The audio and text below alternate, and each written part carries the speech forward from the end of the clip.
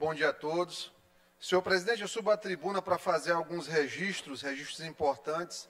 Inclusive, ontem foi comemorado o Dia de Combate à Homofobia no Brasil. Importante data para a comunidade LGBTQ e a mais também nesse estado, no Brasil, tendo em vista que o Brasil ainda é o recordista mundial em crimes relacionados a pessoas, a violência contra pessoas LGBT. Então, uma data importante. Lamentavelmente, esse ano a mobilização foi menor por conta da pandemia, a impossibilidade de aglomeração. Então, mas fica aqui o nosso registro e o nosso respeito a todas essas pessoas LGBT. Também hoje é o Dia Nacional de Combate ao Abuso e Exploração Sexual de Crianças e Adolescentes. Em 2020, nós fizemos uma indicação solicitando ao secretário estadual de Segurança Pública, Jefferson Portela, a intensificação de ações preventivas de combate ao abuso e exploração sexual de crianças, de jovens, de adolescentes. Importantíssimo isso, tendo em vista que ainda é um movimento cultural dentro do estado do Maranhão. As denúncias de abuso sexual são cada vez mais crescentes. A imensa maioria dos abusadores convive com essas crianças e jovens. Nós temos, há muito tempo, cada vez mais uma crescente de denúncias e é preciso que a gente discuta cada vez mais. Discuta porque isso é uma coisa que acontece na realidade familiar. Muitas vezes é aquele tio, aquele amigo da família. Infelizmente, acontecem situações em que, às vezes, até o pai. Pode acontecer o pior ainda, que acontecer a legitimação do abuso pela própria mãe. As famílias, lamentavelmente, muitas vezes, a estruturação delas termina deixando muito a desejar e o resultado disso são crianças que crescem com grandes problemas de ordem física, emocional e social. Porque é claro que tem um desarranjo de todo tipo de situação em relação ao arcabouço psicológico de quem foi abusado, de quem foi violentado. É muito difícil você confiar em alguém se o teu tio, se o teu pai, se aquela pessoa de confiança dentro da sua família, ela está te abusando, ela está cometendo um estupro, ela está promovendo uma destruição da sua ordem emocional. Então, assim, é muito triste mesmo. E ainda é muito frequente aqui no Maranhão e no Brasil, no mundo mesmo.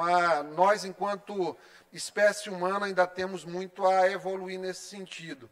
Falo mesmo com tristeza, porque a gente sabe que isso aí está o tempo todo batendo a porta da gente e que a gente cuide das nossas crianças, dos nossos adolescentes, para protegê-los desse mal tão grande. Falando ainda em notícias que são notícias muito propagadas agora nos últimos dias, o que é que a gente tem falado bastante, que tem tomado conta e preocupação com as pessoas? Vem falar um pouquinho sobre cepa indiana aqui no Brasil. Atracamento do navio, que veio com uma população de indianos infectados com Covid-19. Estão fazendo sequenciamento genômico, a tendência é que seja variante indiana. Então, para tranquilizar as pessoas, felizmente, o que a gente precisa subir para falar? A verdade. Qual que é a verdade? A cepa indiana, ela é mais transmissível, isso aí os cientistas ingleses, eles já detectaram que ela é mais transmissível, inclusive, que a cepa de Manaus, mas ela é uma cepa com uma possibilidade de ser bloqueada pela imensa maioria das vacinas atuais. Ou seja, essas vacinas estão sendo aplicadas, principalmente as vacinas de Oxford e da Pfizer, com a Coronavac, a gente não tem estudos ainda, tendo em vista que não foi testada na Inglaterra, onde já tem mais de 2.500 casos de Covid-19 variante indiana. As vacinas de Oxford e da Pfizer, elas são eficazes contra a cepa indiana. Comentar um pouco sobre vacinação, uma coisa tão importante para vocês terem noção, que Israel, foi falado aqui em relação ao conflito de Israel com a Palestina, eu tenho uma visão completamente diferente da deputada Mical em relação ao que está acontecendo, inclusive por conta da disparidade de armas. Israel tem uma capacidade armamentista gigantesca, um exército especializado chamado de Mossad, que é treinado pelos Estados Unidos, então a desproporção de força é muito grande. Mas, de toda forma, em Israel, onde houve a vacinação de praticamente 70% da população, eles não têm quase registrado casos de Covid-19 mais no país. Então, isso é muito bom. Mostra um caminho a ser seguido aqui no Brasil, onde a gente já está chegando a 17%, 18% de vacinação. A gente tem enfrentado uma situação difícil em relação à produção da Coronavac por conta dos insumos chineses, que o presidente não para de falar besteira. Impressionante a capacidade do presidente Bolsonaro falar besteira e prejudicar, presidente, o Brasil por nada. Qual o sentido de um momento como esse, em que a CPI da Covid já mostrou que ele recusou a oferta de 70 milhões de lotes de vacina da Pfizer, de altíssima qualidade, com bom custo, diga-se de passagem, e agora este mesmo homem vai lá falar mal do governo chinês para dificultar a aquisição dos insumos para a produção da vacina. A situação ainda não está sob controle, apesar de aqui em São Luís ter melhorado bastante. Tem cidade do interior, tipo Coroatá.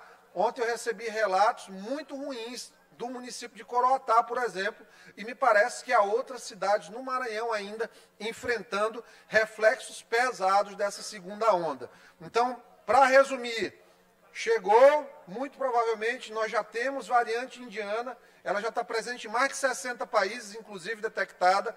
No Brasil, já foi observada no Mato Grosso do Sul, muito provavelmente no Maranhão. Agora, com esses casos, deve ser sequenciado este novo genoma, mas, apesar da transmissibilidade alta, os óbitos, a gravidade dos casos, nos pacientes que já foram vacinados, ela não parece ser assustadora, avassaladora, como tem sido na Índia, que é um país aí que tem 6 vezes a população brasileira, numa área, inclusive, um pouco menor que a nossa, com muita desigualdade também, apesar de terem grandes cientistas dentro da Índia.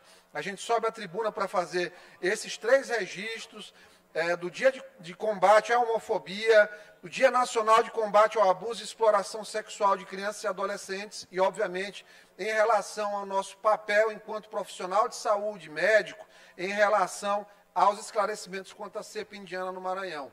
Sem esquecer, obviamente, de lembrar do que foi o maravilhoso evento na semana passada em relação ao piso salarial da enfermagem e às 30 horas da enfermagem tão merecidas. A gente espera que o Brasil, após, como uma lição dessa pandemia, de fato aprenda quão importantes são os profissionais da saúde, o quanto nós nos esforçamos no cuidado à vida das pessoas. Então, eram essas palavras. Eu peço desculpas por ter me delongado tanto. Muito obrigado.